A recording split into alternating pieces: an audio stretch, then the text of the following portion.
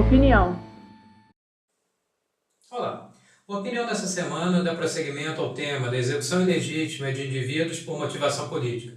Se na semana anterior demos ênfase ao discurso do Japão sobre o sequestro de 2 de seus nacionais na Síria, nesta semana enveredaremos por um outro caminho.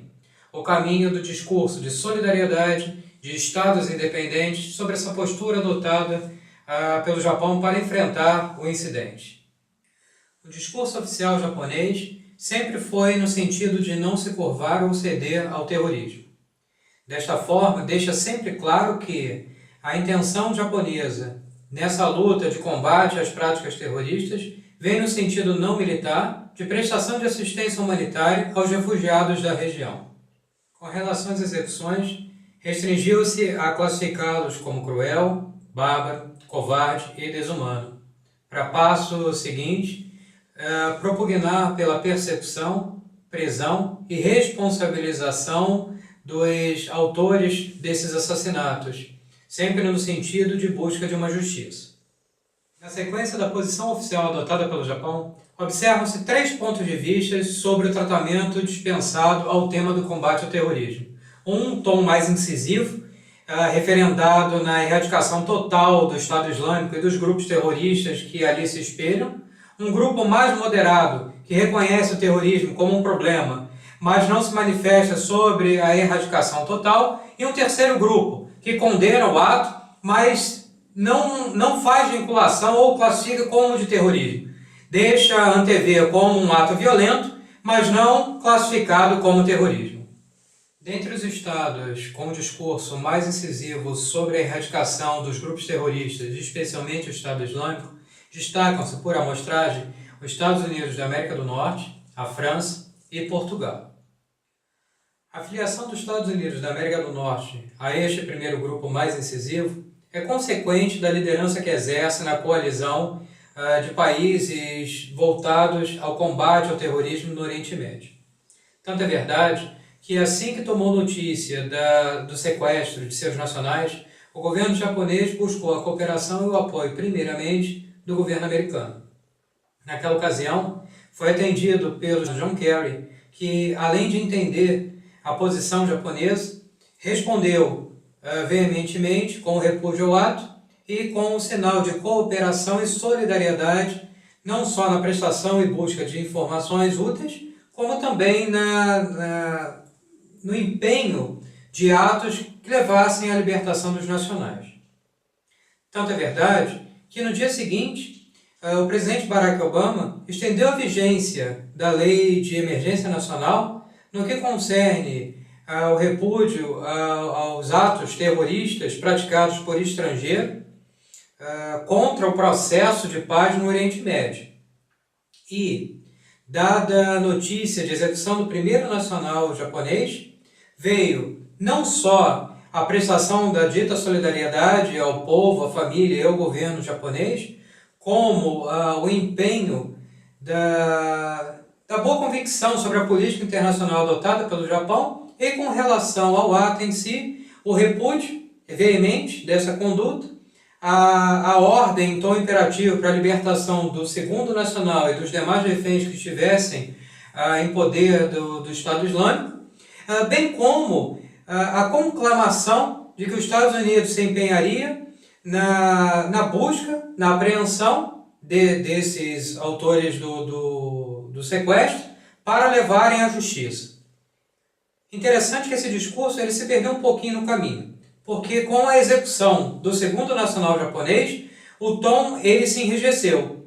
Se enrijeceu não com relação à primeira parte dele, mas em relação a como os Estados Unidos passaria a conduzir o ato de repressão à execução dos nacionais japoneses. E assim o fez, não mais falando em tom de justiça, mas falando em tom de eliminar, de erradicar, de acabar totalmente, não só com um grupo, Estado Islâmico, mas com qualquer outro Estado terrorista. A posição oficial do governo português foi prestada pelo ministro dos Negócios Estrangeiros, Rui Machete, que, além de condenar o ato como covarde e cruel, prestou as condolências à família, ao povo japonês e ao governo japonês, saudando pela forma com que foi implementada a sua política de prestação humanitária, de assistência humanitária ao Oriente Médio. Em relação ao grupo extremista em si, propôs a sua erradicação. A posição francesa no discurso do presidente François Hollande é bem próxima da portuguesa. Primeiro, porque condena o ato como terrorista e o classifica como cruel e covarde. Segundo, porque presta condolências à família dos executados, aos seus entes queridos e ao governo japonês, a quem faz uma referência própria de amizade, pugnando pela eliminação do Estado Islâmico, justamente por causa desse ato bárbaro e terrorista. O ponto de vista moderado, aquele que reconhece o ato como terrorista, reconhece também que deve haver um combate ao terrorismo, mas não se posiciona pela erradicação, é bem sintetizado pelo discurso da autoridade palestina e pelo discurso do Brasil. O presidente Abbas, ainda por ocasião da visita da comitiva japonesa ao Oriente Médio, deixou claro, logo após a ocorrência do incidente de sequestro dos cidadãos japoneses, que repudiava o ato, classificava-o como terrorismo, mas ao invés de pugnar pela extinção do grupo, talvez por ainda estar em estágio prematuro o incidente, preferiu enveredar pelos votos de uma breve solução e libertação dos nacionais.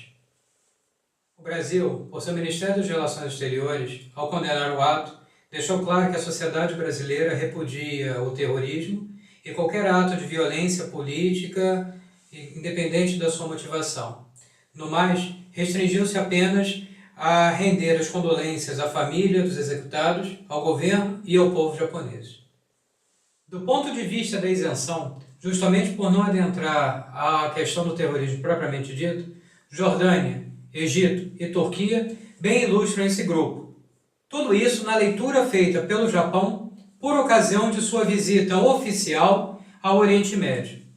Naquela ocasião, ante a divulgação da informação de sequestro de seus nacionais, o primeiro-ministro Abe telefonou pessoalmente para o rei Abdullah II da Jordânia, para o presidente da Turquia, Erdogan, e para o presidente do Egito, El-Sisi, comunicando o ocorrido, solicitando a cooperação para a prestação de informações e também o apoio para a libertação breve de seus cidadãos.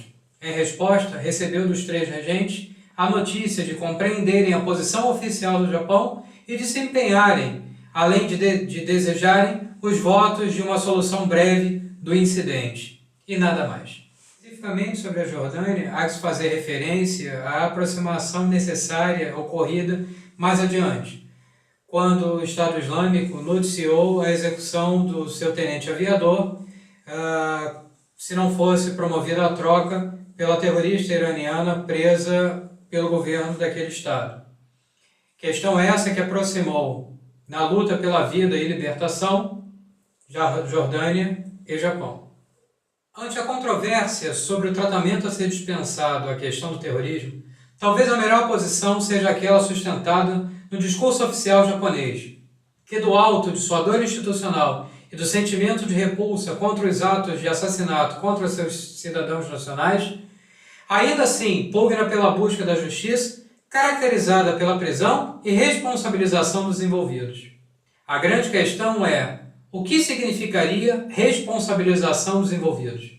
Ao nosso sentir, nada voltado ao sentimento ou aos atos de vingança, mas ao contrário, sempre dedicado à questão pontual dos valores superiores da justiça, que, nessa leitura internacional, melhor se afinam à aplicação direta e reta de uma legislação pré-existente sobre o tema e que se observem princípios transcendentes, como o contraditório e a ampla defesa, que caracterizem o devido processo legal. E, após a condenação, que sejam observadas penas humanas e não cruéis, penas essas que sejam avessas à morte ou ao tratamento degradante, inclusive o de tortura.